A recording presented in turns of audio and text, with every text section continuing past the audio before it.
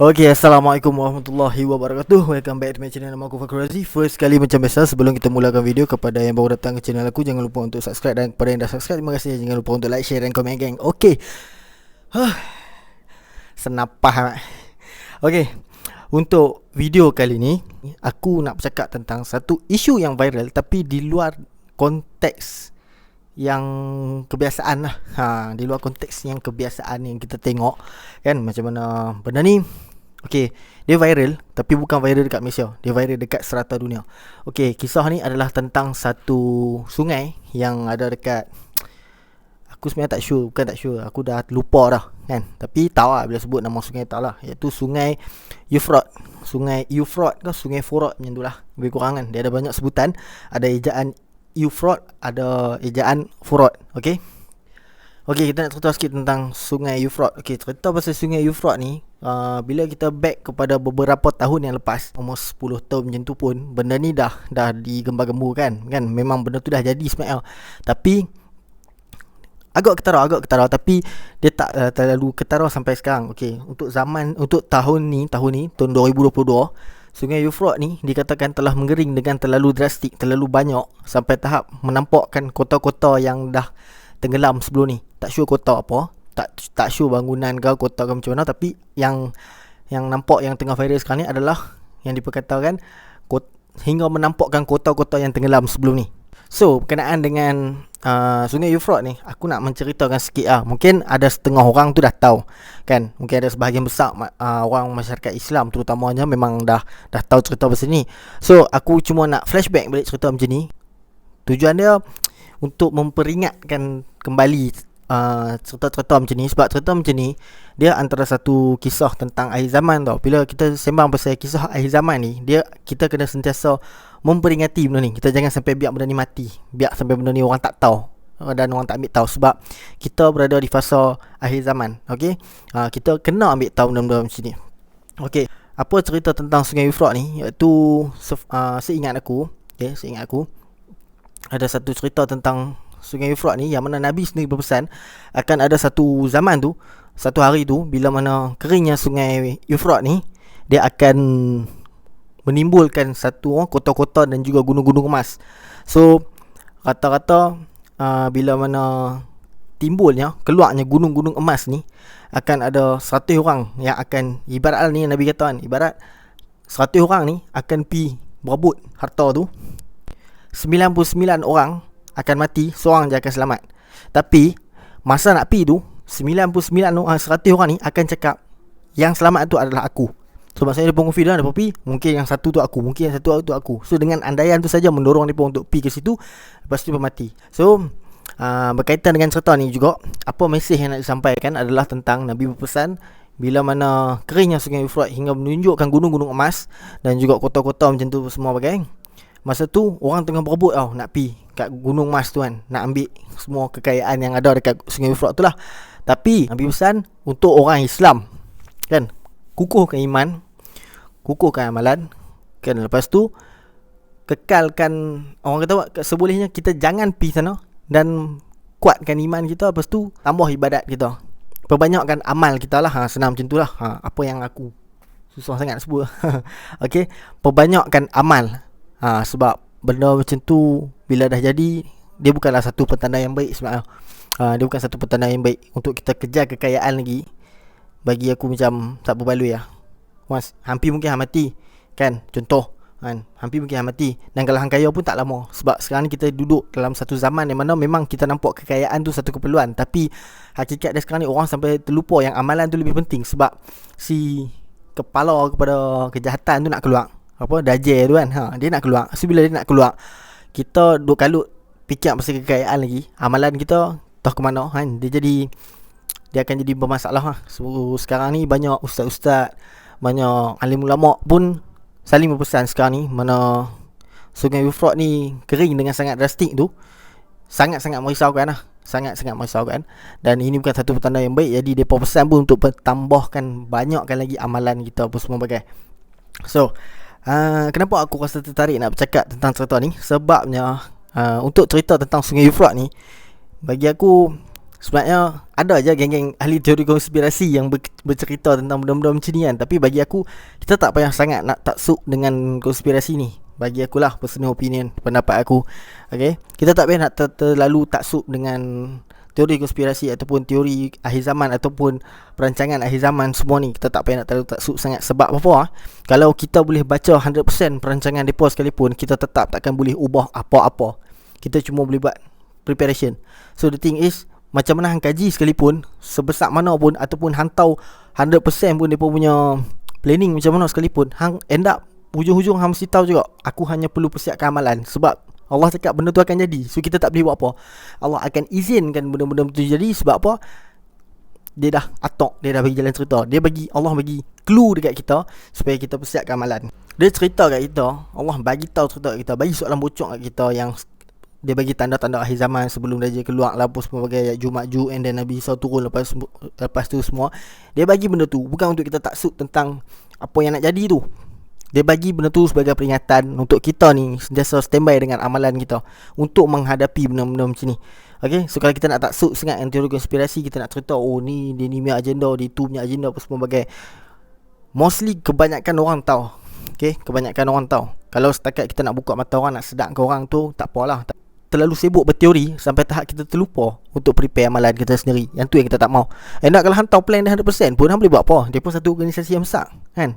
Kalau hang rasa hang sebesar ni, semut, bukan aku nak mematahkan semangat siapa-siapa, tapi kalau kita nak melawan organisasi yang besar di berbagai dunia, rasa satu benda yang mustahil. Melainkan kita kuatkan amalan kita pun semua bagai, amalan rohani kita, kan, kuatkan iman kita, kuatkan amalan-amalan kita pun semua bagai.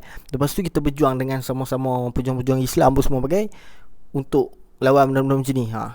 Benda tu lagi better sebab yalah, Allah sendiri kata akhir zaman nanti akan terlahir satu tentera daripada timur, tentera Imam Mahdi.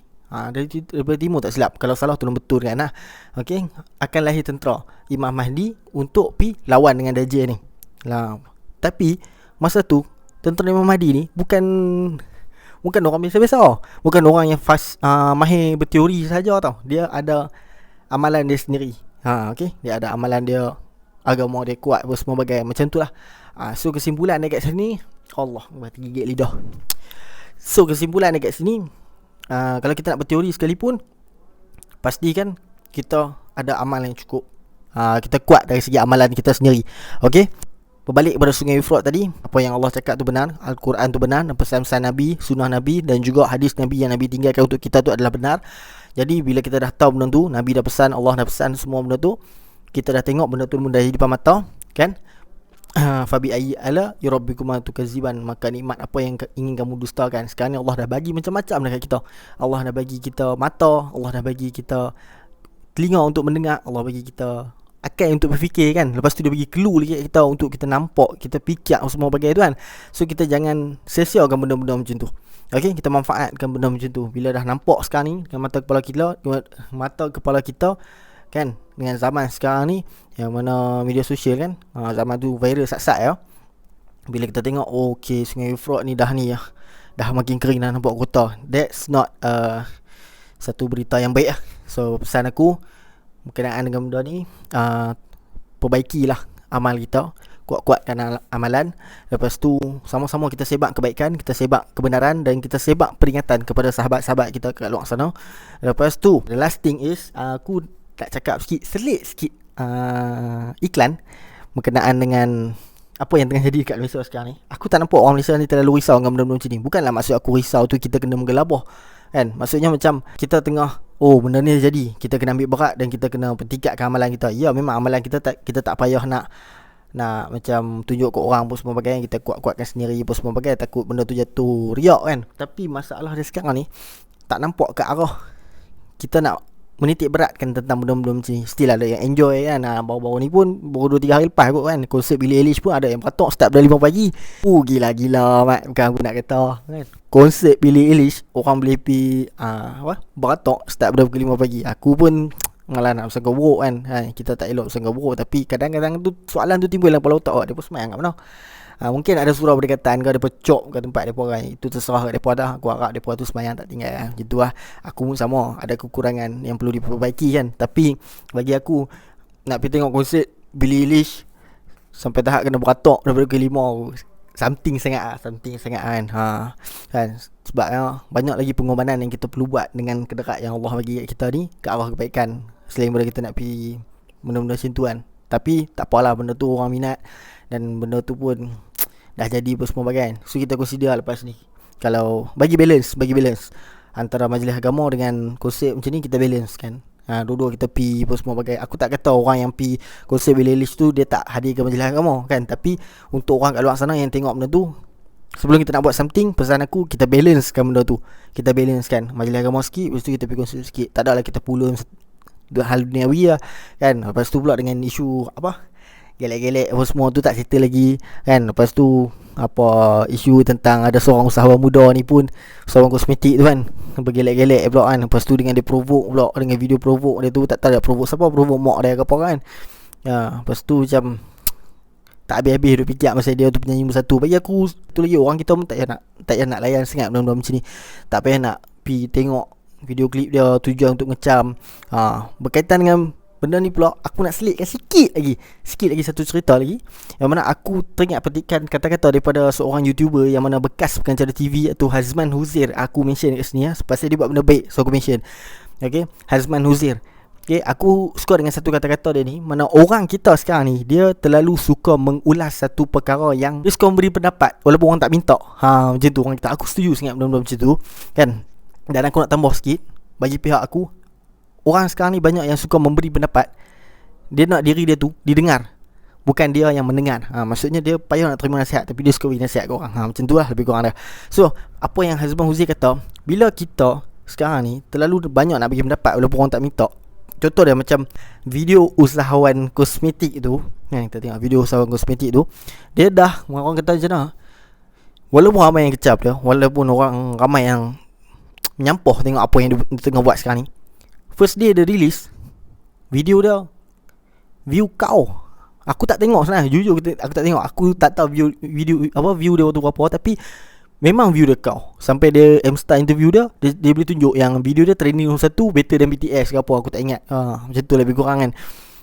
So kat situ aku boleh nampak, aku tak rasa yang tengok tu semua menyokong dia kan. Mungkin ada agak yang nak mengecam, tapi yang aku nak tekan kat sini, orang yang tengok video dia tujuan untuk mengecam, hang tengok full video untuk hang mengecam, hang dah sumbang salah satu view. Memanglah bagi hang macam, aku seorang ikut satu je kot. Tapi kalau 100 orang, 1000 orang berpemikiran macam dia tak dapat 100 ke 1000 view. Lebih kurang macam tu lah kan. Dan bila kita tengok, lepas tu kita komen kat bawah tu kan, YouTube dia automatik tau. Dia takkan tahu yang kita ni tengah kecam dia ke apa semua bagai.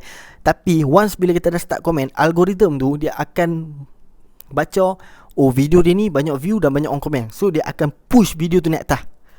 Video ni banyak dapat sambutan. Dia kira macam tu. Dia akan kira video ni banyak dapat sambutan, dan video akan push algoritma ni akan push video tu naik ke atas. So jadi video tu akan mendapat sambutan yang tinggi.